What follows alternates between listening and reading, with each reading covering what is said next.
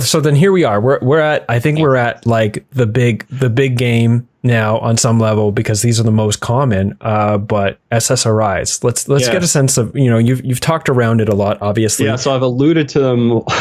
Yeah. How do they work? Yeah. So the SSRIs are selective serotonin reuptake inhibitors. So as the name implies or suggests, they're fairly selective for blocking the reuptake of serotonin. What that means is that once serotonin is released, it needs to go back up into the nerve that it came from. There's a pump on that nerve. It's called the serotonin reuptake pump, and these drugs block that pump. So that's what it means. Examples. You've got probably your big five is citalopram or Celexa, escitalopram or Lexapro, paroxetine or Paxil, sertraline or Zoloft, and then the original Prozac or fluoxetine. Those are probably your biggest five types of SSRIs. The sort of genesis of reuptake blocking antidepressants has gone beyond SSRIs, though. So we also have the SNRIs. So these are serotonin norepinephrine reuptake inhibitors. And overall, they're pretty similar to SSRIs, yet they also block norepinephrine reuptake a little bit. So your kind of two big examples there are venlafaxine or Effexor, or duloxetine or Cymbalta. There's a couple of newer antidepressants that have come out that they say are SPARI, so serotonin partial agonists and reuptake inhibitors, and mostly a serotonin reuptake blocking antidepressant. Again, these ones do have some ability to stimulate certain types of serotonin receptors as well. But for most intents and purposes, I would probably categorize them pretty similar to the SSRIs, like kind of in my mind. So lots of antidepressants that block serotonin reuptake. There's even some examples of drugs just from disparate areas of therapeutics that may also do that. But those are the biggest ones. Mm-hmm. And so then what is the interaction danger? I mean, starting, with the sort of classic tryptamines, from what I understand, the danger primarily is not serotonin syndrome, but it's actually that you just won't get any effect at all. Is that correct? As far as I know, right. Well, I would say that, yes, you're correct in that you're not going to get the serotonin syndrome, right? There's like I've looked at the literature over and over again. I just cannot find a single case report of someone that was on mushrooms that tried some antidepressants that wound up in the hospital or had a serious toxicity. And that's pretty consistent with mushrooms in general. So I can say with a pretty high degree of confidence that there's no like life-threatening toxicity between those classic tryptamines and the serotonin blocking reuptake antidepressants. As far as diminished effects, yeah, it does seem that it blunts subjective effects of psychedelics. It seems like it's a bit of a mixed bag.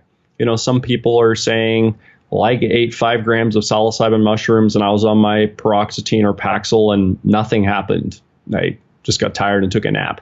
Other people are saying, well, I was on my SSRI Lexapro and I started microdosing and it was hugely beneficial for my mood.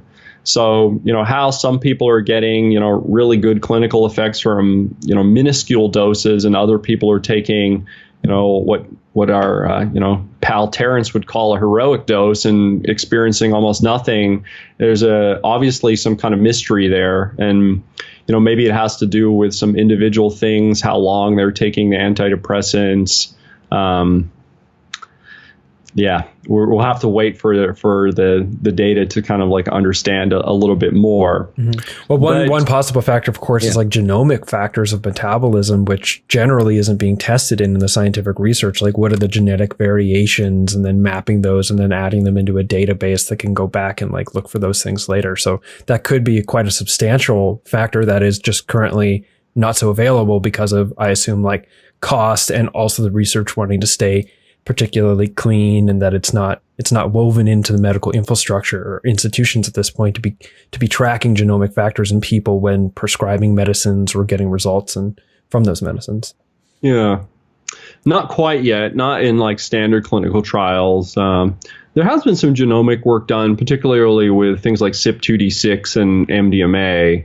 But yeah, less with the classic tryptamines. What else was I going to say about that? So let's move on, unless it comes back, then weave it in as appropriate. Yeah. You had already said it, which is basically, so we don't necessarily have to go over it again, which is like SSRIs, ayahuasca. Ayahuasca's got an MAOI, not a good scene. Yeah. Don't do it. So we just leave that there. Yeah. Mm-hmm. Yep. I think I want to ask you then about MDMA and ketamine. But before I do, you mentioned a bunch of different varieties of SSRIs there. In regards to psilocybin or LSD, does the variety make a difference? If we kind of know, like, okay, chances are you won't have a serotonin syndrome on an SSRI, but are some of these other sort of like different, like the partial agonist, something that I didn't know the word. Is there any potential risk there in the unknown that would lead you to say, well, it's probably just best not to combine it at all? Probably not. I really think that they're similar enough that you're going to find, for the most part, that they do similar things. You might find, for some reason, at some point in time, like, hey, like for whatever reason on this SSRI, people still get a pretty decent effect, but I highly doubt you're going to find, well, this SSRI and this classic tryptamine psychedelic is toxic. Because, I mean, these SSRI, Prozac came out, I think, in like 88 or 89. Psilocybin, LSD, psilocybin, the beginning of time, really, but LSD, even, decades and decades of people taking it. We live in a prohibition world where there's all sorts of incentives to report harms about illicit or illegal drugs rather than benefits. And, you go to the medical literature and it's just absolutely crickets. It's like, okay, some controlled data will help us understand the sort of nuances of that interaction and the detail. But like, is there going to be some gross bogeyman reaction where, people are really at risk of a serious life-threatening reaction? I would kind of highly doubt it. So with the things like psilocybin, MDMA, or no, I should say psilocybin and LSD, like the classic tryptamines, where it's a little bit of a mixed bag. Some people say they're getting an effect, some people aren't, right? It's sort of difficult to say, well, you should taper off your antidepressant or you shouldn't taper off your antidepressant, because the reality is that everyone's just at a different place with their antidepressant. They coming to the antidepressant with a different history and different set of symptoms. And then there's also a lot of individual variability as far as their sensitivity to withdrawal.